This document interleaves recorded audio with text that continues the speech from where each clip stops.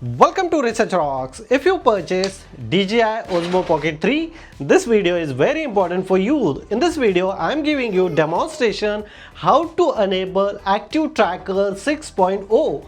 It's very simple tips and tricks. So let's check it out. So for example, this is the object hour.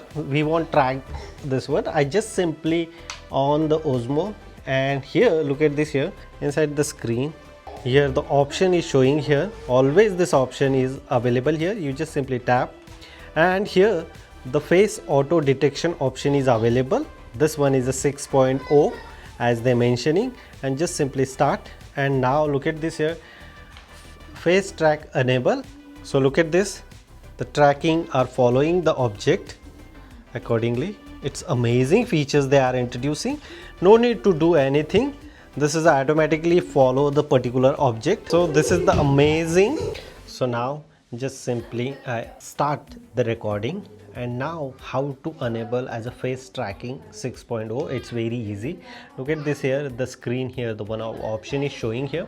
You just simply tap here, and face auto detection option is available here. This they call like a 6.0.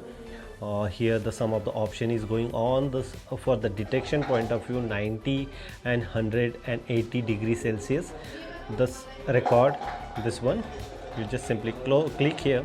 After that start, and I go that side, and let's see.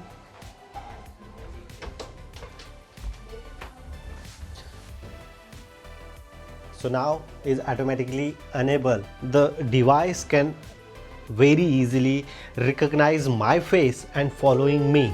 That is the beauty of this product. Look at this. This one is exactly 90 degree. It's,